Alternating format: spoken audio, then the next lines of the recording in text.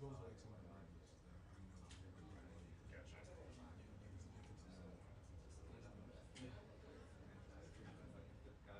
It gets entertaining sometimes. It really, really entertaining. Trust me. Well, lately the administration kind of died down. But it's still interesting because you get like a temperature check and what's going on in the world. So yeah, it's pretty cool.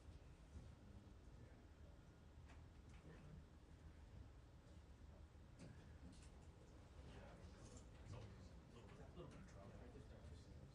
This is the real drama that's going on in the news. The real, I'm telling you, like one time we got I was like, please don't be an actor, please don't be an actor.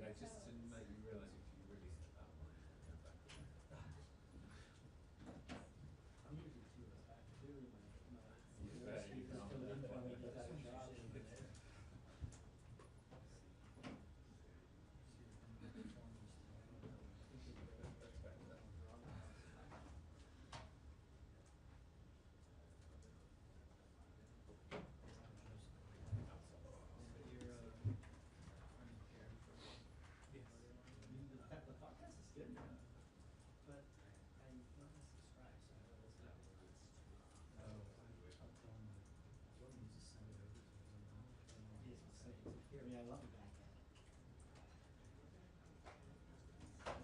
We're friends with who's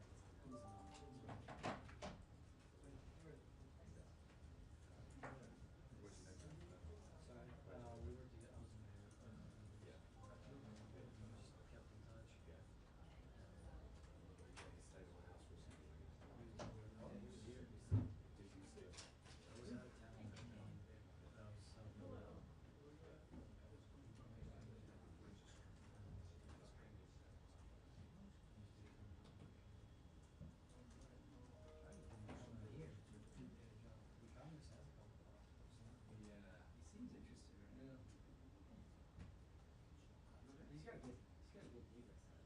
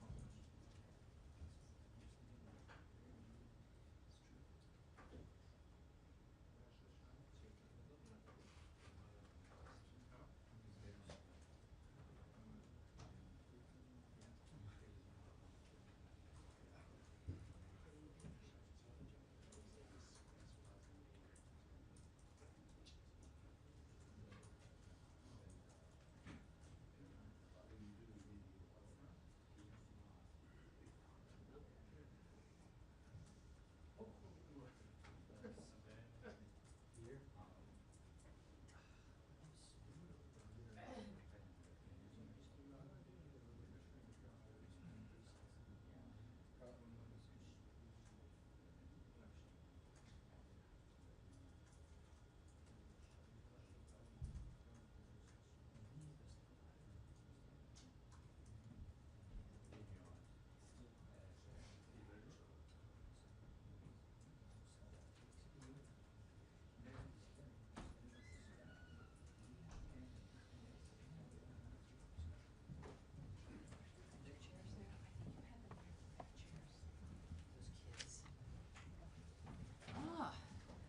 It's funny, it feels the same on a Wednesday. It's a Wednesday. Thank you, everyone. The president, of course, was very busy yesterday. I was at an event, and we didn't want to conflict with the president and his terrific event in Pittsburgh, so thank you for your understanding, but here we are today. We will also brief tomorrow as well. Thank you for being here. Of course, I do have a few comments. As we get settled in here, people are shaking hands. That's a very good sign. I prefer hands being shaken as opposed to throats being grabbed. Hi, you guys. Hi. I will note that your colleague Nadia, who is normally here, is not, because she was at the White House asking the president questions. So I'm a little jealous, but it's all right. I will rib her about that tomorrow. I hope she appears tomorrow. So thank you, everyone. This week, the United States is delivering results that uphold our values, protect our interests, and reinforce American leadership on the global stage.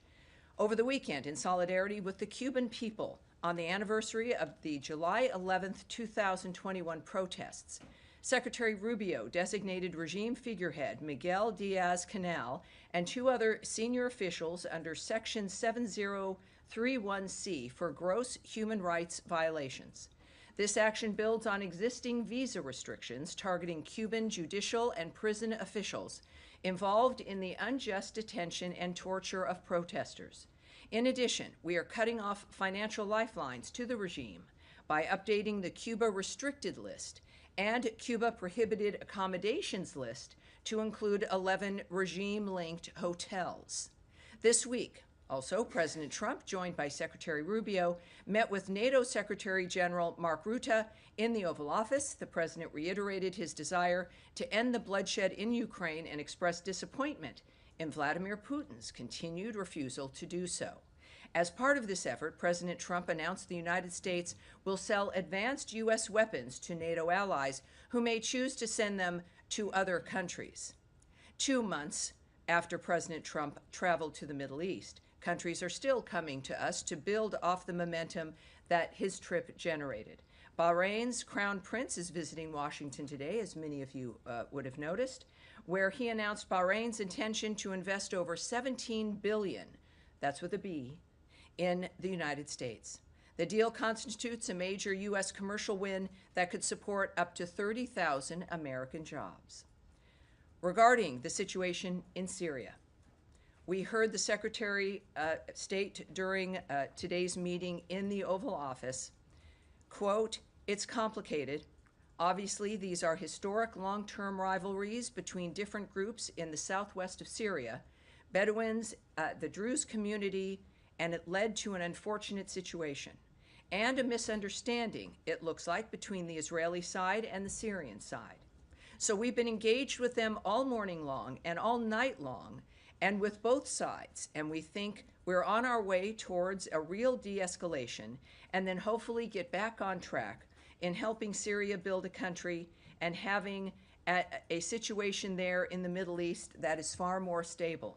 So in the next few hours, we hope to see some real progress to end what you've been seeing over the last few hours."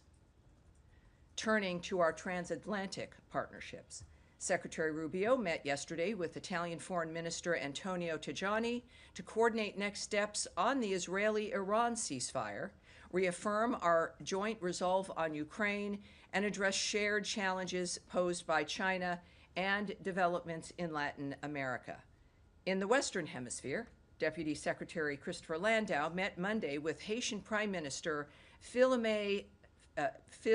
Amé to discuss the urgent need to restore security, stability, and constitutional order in Haiti.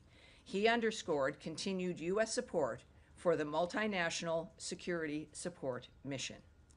Looking to the Indo-Pacific, President Trump has announced the composition of the presidential delegation that is traveling to the World Expo in Osaka, Japan on U.S. National Day, which is tomorrow, Thursday, July 19th, 2025. The delegation is led by Secretary of the Treasury Scott Bessent and includes Deputy Secretary of State Christopher Landau, a busy man. Since the expo opened on April 13th, nearly 1 million guests have visited the USA Pavilion, and we expect over 2 million visitors over the duration of the expo.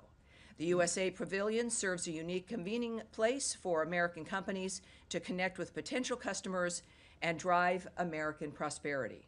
This event, along with our recent engagements with the Quad and ASEAN, reaffirms that U.S. leadership in the Indo-Pacific is enduring, strategic, and producing real results. So that is my opening here on this Wednesday. I will now happily, most of the time, take your questions. Daphne. Thank you.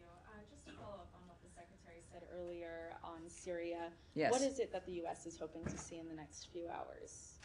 Well, certainly an end to the conflict, an end to the nature of the violence that is happening, an Israeli withdrawal, a Syrian government withdrawal from the area as well. And has the U.S. asked Israel to halt strikes on Syria?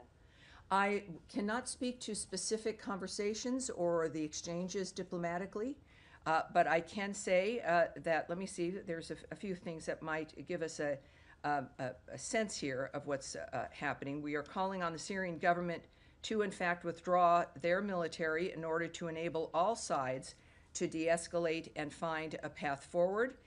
And I think that that's obviously the goal because of the nature of what's happened and the Secretary's phrasing that this was a misunderstanding. He's optimistic that this can be achieved.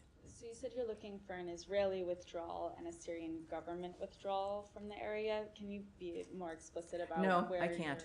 I can't. Right? All right. Yes, Jillian. So given what you just laid out, seems like it's safe to say that there is daylight between the president and Secretary Rubio and the Israelis? Well, I wouldn't say that at all, no, but very good try. No, I think that I think it's very specific what we've been asking. We've been obviously speaking with all the parties involved. We are involved and we know the parties involved. And the president and the secretary have noted that they expect de-escalation as soon as possible, that this was classically a misunderstanding between Israel and Syria, and long-term tribal issues also in the area. But our best are on it, and that includes, of course, the leaders of the country. Can you comment on the food aid that is set to expire, the, whatever, 500 million billion tons or whatever it is that is set to expire, that was slated to head to help stave off, I guess, starvation in Afghanistan and Pakistan? What I can say without the particular specifics is that we have a kind of a standard procedure that if food is expired, it will be destroyed. So let's get more information on that. I know that there was a conversation about the nature of food and whether or not if it is expired, and if that's the kind, we know we take action with that when it comes to the procedure. So we'll get an answer back for you on that. All right, yes, sir. Yes, hi, thanks, Tammy. Just back on Syria, could you give us a sense of whom the Secretary has reached out to, both on the Syrian side and on the Israeli side? No, and, sorry, just a quick answer, no. All right. And second, could you give us some clarity as to what he meant exactly by a misunderstanding between Israel and Syria? I mean, I know he said it was complicated, so Yes, it's complicated. A short answer, but well, yes, what did he mean by I won't characterize his statement or remarks. I would expect more comments to come from the president, perhaps, and certainly the secretary. They are, again, have been, as we have in general, involved in de-escalating this, which is the key. But within his experience, he felt that that word was appropriate. Yes. All right. Yes, sir. Thank you. That's where Nadia should be sitting, though. I believe you better tell her. What's your name, sir? Joseph. Joseph. Hi there. Welcome aboard. Thank you. I wanted to ask on Gaza if you have any updates to provide on ceasefire talks or progress on that. Yes, we do. There's still negotiations. I'm not going to get into the details of what those are. And of course, last week, you'll recall that Secretary Rubio said that we are hopeful. He says, I mean, in the end, we're hoping they'll move to proximity talks. So obviously, it's a negotiating process that is underway and ongoing. He said, it appears that generally the terms have been agreed to, but obviously now you need to have talks about how to implement those terms. He noted, I should say now President Trump has noted, that we want to have a ceasefire. He's noted that many times. We have to have peace. We want to get the hostages back, and warned Hamas that it will only get worse if they don't agree to this arrangement. Right. And then on Lebanon, Ambassador Barak was recently there and receiving a response to proposals or roadmaps for that country to disarm Hezbollah and implement certain reforms. Can you talk about any of the, I don't know what you want to call them, demands or asks that he made of the Lebanese government, specifically as it pertains to Hezbollah's weapons? Was there a timeline given? Has he warned that U.S. support could be withdrawn or reduced if the Lebanese government doesn't make any progress? Well, as you'll learn, if we'll see you hopefully on occasion here, is that I won't speak about the nature of the specifics of what happens in a negotiation, what is asked for, what those conversations are. We do know, of course, that the ambassador, and as of course our special envoy also, has been very open about the fact that, and this was last week, that he was happy with the nature of the conversations and the commitment to disarm Hezbollah. I can also note on the same sort of issue when it comes to money that supports Hezbollah. The Ambassador Barak stated that stopping the flow of Hezbollah's finances including through Al-Qard al-Hassan, is a USA priority. We welcome Lebanon's recent efforts in that regard as well, as a step in the right direction, but more needs to be done. The Lebanese government must abandon the pretense that Al-Qard al-Hassan is an NGO under Lebanese law rather than what it is, which is a financial institution used by Hezbollah to subvert international sanctions regimes and undermine Lebanon's formal economy. So I can have that for you. Yes, sir. Thank you very much. Tammy, there's a Qatari delegation. We'll take your question, but then I'll come right back to you. Go ahead, sir. Okay. I know you're like really close to each other. All right, go ahead. There's a Qatari delegation visiting the White House tomorrow. And is the Secretary going to be holding separate talks with members of the delegation? And also, what role do you think the Qataris can play in helping secure a ceasefire? Well, I won't discuss what the Secretary's plans are at this point or who he'll be meeting with. We do know, of course, Qatar has been helpful in the past as a partner, but I won't go into the details of what we can expect in that regard. All right? And now, yes, sir. The administration has done a lot of work with the new government in Syria to try and nurture relations, to try and embed stability there, lifting sanctions and delisting HTS and things like that. How did these Israeli strikes, which seem to amount to very sharp escalation, extremely dramatic and devastating pictures, particularly from Damascus, of the impact of the bombings, how does that affect your attempts to build that relationship with the new Syrian government? Well, of course, we know, and we've made a tremendous commitment there to stabilize Syria, and our special envoy, Ambassador Barak, is leading that. And of course, we know of that escalation. Clearly, we've been involved in addressing it. And I think that what is clear still comes from the Secretary's remarks regarding the issue of it being a miscommunication, essentially, and I think that's significantly different than an escalation. But I would wait for us to hear from the Secretary and the President as today unfolds. But neither of them had indicated that this seemed to be a dynamic that indicated something that could not be resolved. Their comments certainly indicated that they expected it to be and hoped it to be, and indicated even, again, for within the next few hours could be facilitated. Also about that, though, we do understand that the Israeli forces intervened to protect the Druze. So that is something we can confirm to you. But obviously, I think the comments of the Secretary speak for themselves. One more.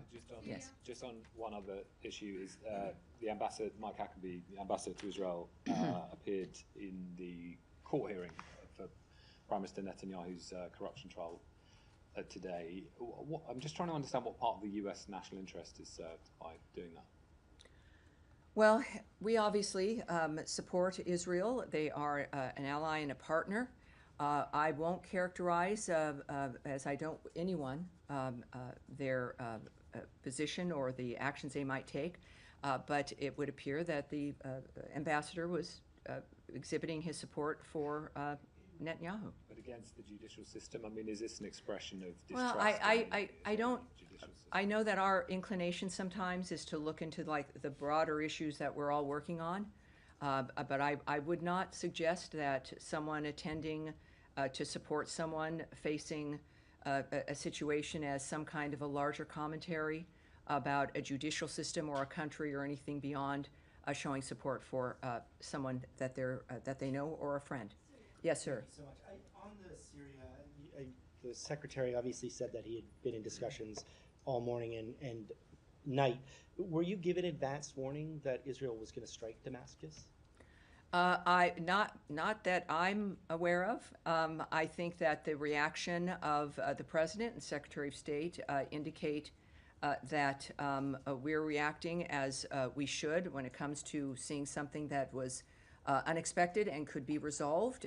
And then their comments today indicated that that was the response and what they expect to have happen, which they've obviously conveyed to the parties involved. And then just quickly, back to Ambassador Huckabee. Yesterday he issued quite a stern tweet calling the killing of a young American in the West Bank a terrorist act. Is that a reflection of a broader State Department viewpoint that the killing of Saif Musab Well, was a terrorist again, act? and welcome back, by the way. So Thank it you. says thank you. I'm, again, not going to characterize anyone's comments. I think that we've been clear. I can, of course, expand a little bit on our position in this regard. One thing, of course, we do repeat, and it's important, as the Secretary has also repeated, is that Ambassador Huckabee has asked Israeli authorities to aggressively investigate this case. And we refer you to the government of Israel for additional details related to that investigation. Because of the nature of the world these days, I say very often that we have no higher priority than the safety and security of U.S. citizens. It's a reminder to everyone watching at home the role of the State Department and why we work as hard as we do. We can confirm the death of a U.S. citizen, Saif Musab, in the West Bank on July 11th. We offer condolences to the family on their loss and are providing consular assistance to them. We are greatly concerned when any U.S. citizen is harmed overseas, wherever that may be. The United States calls for accountability in all cases where U.S. citizens are harmed abroad. All right. Yes, ma'am. Thank you so much, Tammy. Secretary Rubio has taken a lot of ownership of, if not pride in, the reorganization of the State Department, which, as you well know, resulted in the layoffs of over 1,300 employees last week. Do you know, does the Secretary plan to address the workforce directly about this? What I can tell you is that without forecasting his actions or any remarks, is that the Secretary, as you all know, is very vocal and likes people and engages with them as often as he can. He cares very much about this department and to the point where, look, he undertook something that others had talked about or wished could be done, but just didn't. It was important enough for him so that the people who are here could have a work experience and the result of the products they produce and the passion they have for the work, that it could actually be efficient, that it could get things done within an amount of time that makes it relevant. So it's his phrase is at the speed of relevancy. So I would, he speaks to many of us a lot, all the time, and I would expect, of course, that to be the case. He's been busy, as we all know, but he's certainly engaged in this regard and is up to date constantly on the nature of where things stand. But just respectfully, I mean, it's the department he oversees, Sure, right? of course he he drove will. a lot of Of this course. process, and I think that we reported and Well, I Congress think has that what heard I from think to layoffs. don't move too far ahead of the fact that I'm not going to state when or how or whether he will. What I've said is that he speaks to us all the time. He loves the department, obviously. This is his home, and I think that on this issue and many others, the people who run this department, who make this department relevant and possible, all of us, whether we be political people or career people or foreign service officers, will hear from him, of course. Can I ask on Russia as well? Or you mentioned the arrangement that the president laid out on Monday that the U.S. sell advanced weapons to NATO members who can then pass them on to Ukraine. How many, if any, members of NATO have committed to that arrangement so Well, far? I didn't say exactly that. What we said was that this would involve NATO, and of course they would have the ability to then move them to other countries. So I think that's a specific difference. And I will not discuss certainly whatever we may or may not have negotiated or diplomatic discussions, and certainly far from being able to discuss what NATO leadership may be talking about. Okay, one last question just on the 50-day timeline now for Russia. Have you gotten any indication from your Russian counterparts that there's an interest in a diplomatic solution? I would say that referring back to President Trump's remarks probably gives us the most immediate sense of whether or not he views things as being positive or if he's happy with what Vladimir Putin has been doing.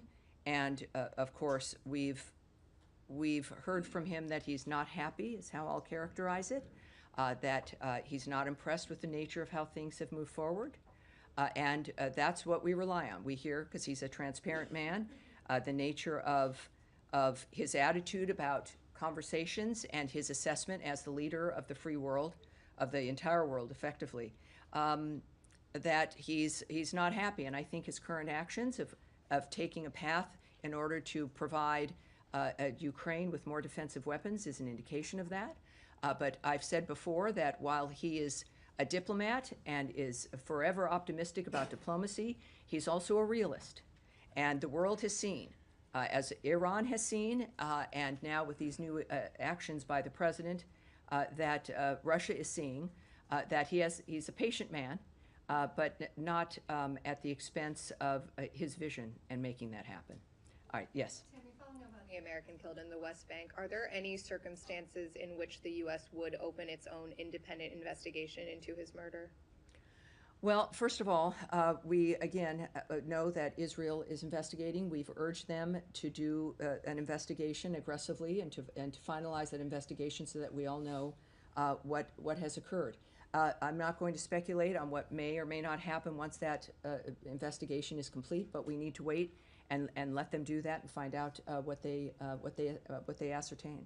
And then one on the reorg, there's been some criticism that these cuts and these changes actually run counter to the administration's priorities of making America safer, stronger, more prosperous. What do you say to those? Obviously, that's wrong. That's wrong. We've done these things because it's not just having the vision, but knowing how we need to have that vision implemented. I've said from the very start, and I understand why it comes back. This idea that an existing structure that's large is the only thing that will work, or it's large because it does work. The opposite was true. It became large and began to lose its way and became ineffectual, bureaucratically, such a largesse there that things really couldn't get done. Not the fault of the people who were in those seats, but the structure itself. So you can look at a giant building that can't get anything done because of bureaucracy and the number of offices and the duplications, and it was not working. To cut something down, to have fewer people, to have fewer offices is not necessarily, and certainly in this case at all, true. That means that certain things are going to stop, or certain things aren't going to be functioning as well. Fact of the matter is, they will function better. That we will be able to serve the American people, get our mission done, implement our vision, because it's functional. So let's not mistake size and bulk for the appropriate methodology. You've got a nimble, effective organization that is what we need in order to get things done. Because of the 21st century, you learn about things now. If something happens as we did, let's say with Syria, something happens in Syria right this minute, in 2 to 5 minutes, all of you are going to hear about it on some platform or through some wire service, many of which you will be working for, and it'll be your colleagues. But we will hear about something in the other hemisphere within minutes of it happening. And then we don't have weeks or months to determine what our reaction will be. We also need to have a space where we can act at, when he says the speed of relevancy, the Secretary is talking about acting in a world where news and information and reality comes to us almost immediately, and we need to act accordingly. So, those who say that this is going to harm the agenda of keeping America safe and strong, that isn't just now. That's the agenda of the American people. We've always wanted that. The American government, by becoming too big, has abandoned us in some fashion in that regard, and we've seen the suffering of the American people throughout generations. This makes it better, makes us safer, makes us stronger. And we will see that because it is fast. You will see that being implemented. Syria. Yes, sir, in the back, right there. Thank you so much, Tammy. Two questions, one on Iraq and the other one on Syria. So recently the drone attacks has increased on the Kurdistan region, particularly on the U.S. firms, the oil fields operated by the U.S. firms, including an attack that happened today, which the U.S. firms have announced a suspension of oil production. I was wondering what's the U.S. comment and reaction to these attacks, and the U.S. Embassy in Baghdad said that this is not acceptable. What do you mean by this is not acceptable? Are you going to take any actions against those groups who attack these oil fields? Well, we have been vocal regarding actions that have happened with Iraq and the Kurdistan region. We've made it clear that we expect Iraq to withdraw certain dynamics that they apply to the Kurds when it comes to issues of salaries and oil distribution, et cetera. And of course, these kinds of attacks in the Kurdistan region of Iraq are unacceptable. We've expressed our dismay and our problem with them, and that's what I can report to you at this point. All right. Second One question more. one more. On Syria, you said that you confirmed that Israel intervened to protect the rights of Jews in Syria. Well, I said they were to protect the Druze. I did not say the rights of, but yes, that's what we understand is what Israel was doing. Yes. So I'm going to ask a question Yes, all about right. the U.S. beyond that. So, do you think the absence of the comprehensive political solution in Syria, one that safeguards the rights of minority groups like Kurds and Druze, has impacted the situation like that? We've heard Ambassador Barak said that the U.S. does not support federalism in Syria. So, how should the minority groups like Kurds and Druze feel safe to integrate within a government which they go and insult their dignity? Well, obviously, this has been very fast-moving. It's been made very clear there through our support with Ambassador Barak, what our intentions are. We've understood that the results have to be, you can put your hand down, sir, thank you, that the results have to be described. People there in Syria have to see results, especially regarding the infrastructure. At the same time, this is a new fluid dynamic. And this is where I think when we talk about misunderstandings, how the communication between friends, new neighbors, partners, we have to be able to act quickly if there is a misunderstanding, if certain situations occur. And this is what is very impressive here about what I've been watching over the hours while this unfolded, is the immediate involvement of the president himself, of the Secretary of State, in public, discussing it, having statements be out, making it clear to as much as they can what their commitment is to this situation, to de-escalate. What is the position of the United States? That's what when we talk about being at the speed of relevancy. That is what can matter in this situation in a region that has been in a very tough spot for a very long time. The president has discussed this. So I think that the Syrians, the people there, the Israelis, the Syrian government, the region, know now that people are home here, that the United States is engaged, that we are involved in a committed way, that President Trump cares about each aspect. And certainly, of course, we've heard from the Special Envoy Barak, in addition to the nation's leadership. That in and of itself we think is important, in addition to the results that will come with the diplomacy that we've exhibited over certainly the beginning of this term. Yes, sir. Mm-hmm. Thank you, Madam Bruce. My name is Ahmad Shado. I'm a journalist from Azerbaijan, and I have two questions. Nice to meet you, sir. Thank you, sir. First question, last week, Syria's transitional president, Ahmad al-Sharon, visited Azerbaijan and met with President Ilham Aliyev, and they signed new agreements on post-war reconstruction process in Syria, energy cooperation, including potential natural gas from Azerbaijan to Syria. And this visit came shortly after the U.S. Decided to temporarily ease several sanctions on Syria to allow humanitarian aid and reconstruction efforts. But some Iranian media outlets sharply criticized this visit of Ahmad al-Sharan to Baku and warning that the cooperation between Azerbaijan and Syria threatens Iran's regional influence. How does the U.S. State Department assess the growing cooperation between Azerbaijan and Syria? What does Washington have concern about how this might affect regional dynamics in Middle East? All right. Well, there's many things I heard there, and I would like us to take that back, but I will say a few things to what you've remarked on. But let's make sure that we kind of are able to address a lot.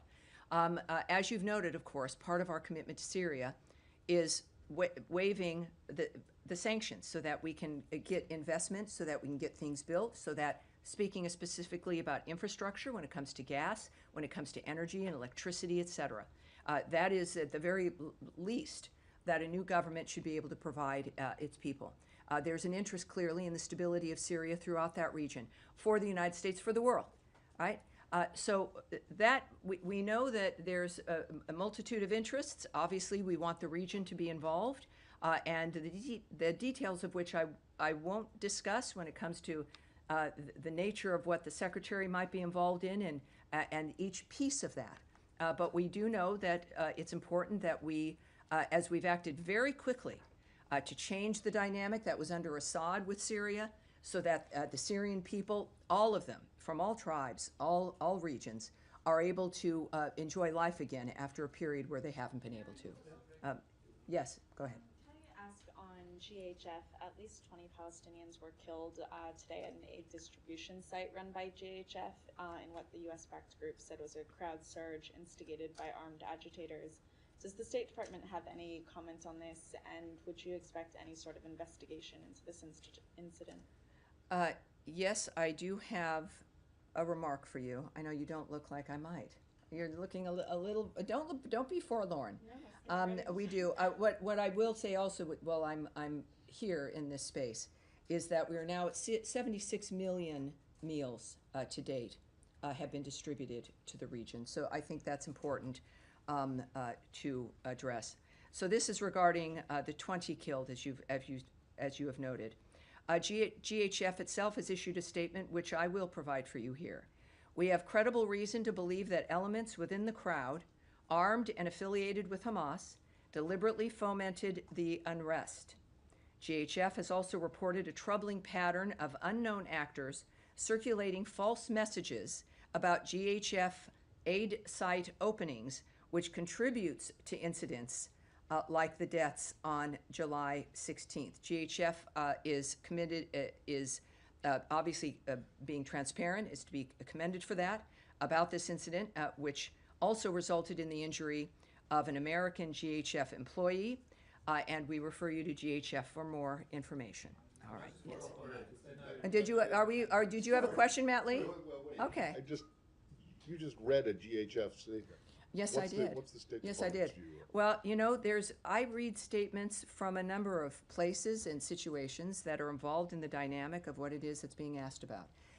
For more information, I then refer you to groups. I've referred you to GHF multiple times.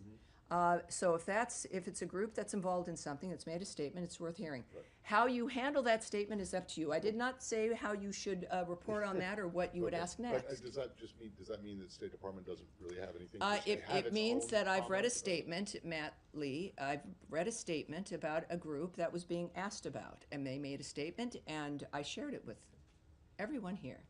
Jillian, did you have something? No? All right, and we'll go right here. Thanks, Tammy. Two Yes, sir. questions for you. Number one on Syria. As Tom mentioned earlier, it's an immense amount of political capital that's been involved in propping up al-Sharaa and giving the government legitimacy. I would move you off the phrase "propped up." This is an active group of people. We are active, serious people trying to make this situation work. Propping up. I would just wave you off that phrase. Duly noted. I think supporting and being vocal about that and helping, sure. One of the commitments given in return was the protection of the minority communities there. This is now the second massacre of minorities, first the Alawites, now the Druze.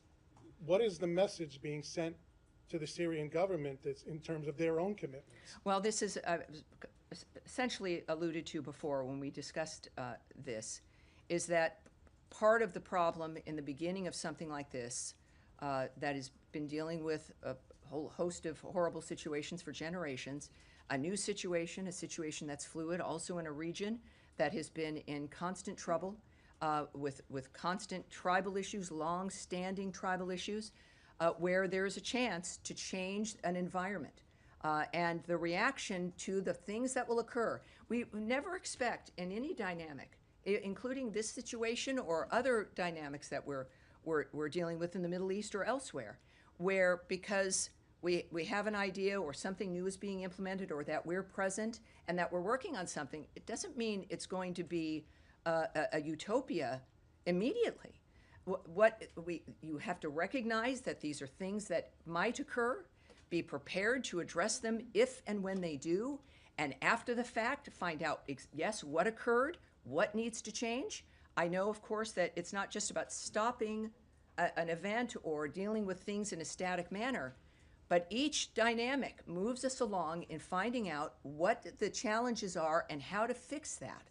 And that is clearly going to be the case here with this situation. With the death of the American, real quick. One more. Very quickly, with the death of the American in Judea and Samaria, President Trump and Secretary Rubio were discussing it with the media earlier today. The president looked at the secretary. He mentioned something about a meeting about it tomorrow. The White House press office is looking into it for me. They didn't quite understand either. Is there a meeting going on tomorrow about that Well, my situation? goodness, I love the faith you have in me. No, if I this have is, tremendous faith I in do, you. I love it. Which is a very exciting time to be doing this kind of job, and also when it comes to a president like President Trump, and our discussions about the speed with which things happen all the time. This is one of those cases. Decisions are made in the moment with the president of the United States. I wasn't there. I'm with the State Department. So obviously, I would say the White House will have answers for you. We'll be able to answer your questions. And I certainly won't speculate on what that means. But what I can tell you is when the president and others in the White House say something's going to happen, it does. All right, yes, in the back, some people have not had a chance. Let's go to but with the glasses, let's keep going here. Thank you.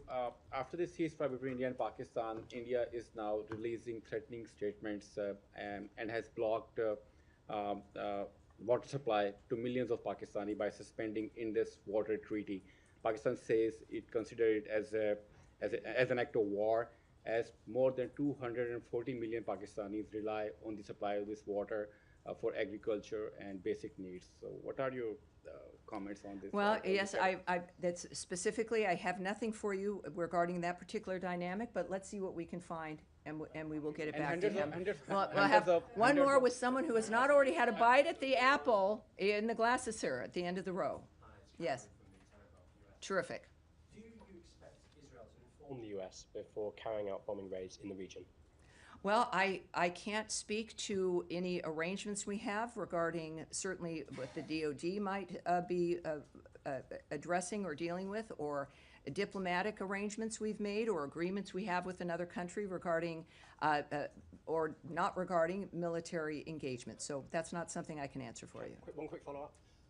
Relating to British relations, the State Department revoked the visa of British rapper Bob Vylan after he I'm sorry, with that, say the name again, sir, I'm sorry. Bob Vylan. Yes, of course. After he chanted death to the IDF at Glastonbury. An Irish rap group called Kneecap is facing terror charges in the UK for shouting up Hamas, up Hezbollah during a concert while draped in a Hamas flag. The group has a US tour planned for this summer. Will the State Department also consider revoking their visas? Well, again, I won't speculate on a decision that's going to be made by our consular services here and the rules that are involved, regardless of what you may think we would do. But I'm not going to project or get ahead of my skis when it comes to speculating on what might occur. All right, and you've had your hand up all day. You will be our last question. I'm sorry, everyone, but I'll be back tomorrow. It'll be fun to do one day right after the next. Yes, ma'am. Thank you. I just want to follow up on Syria. You said that Israeli forces intervened to protect the Druze community. But today, an Israeli strike actually struck near the presidential palace in Syria's capital, Damascus, and Israel also targeted Syrian military headquarters in the city. Does the U.S. consider the Syrian presidential palace and the military headquarters as a legitimate military target for Israel? And do you believe that the Syrian government, whose leader, by the way, has met with the President Trump and praised by him, poses a threat to Israel? Well, obviously, those are not going to be. There's a lot of speculation there. I'm not going to comment on whether or not Israel and how they make their decisions about what it is they feel the need to do. We understand, again, that they intervened to protect the Druze. The steps of what that meant to them, I can't speak to. You could, of course, ask the Israeli government. But we are involved, clearly, in the framework of stopping this and de-escalating. And we will no doubt have more answers as the days go on. And that will be it. That will be it. That- Specific steps, can you Uh, tell us what those steps are? That's it for today. Thank you, everyone. All right. I'll see you tomorrow. The regular.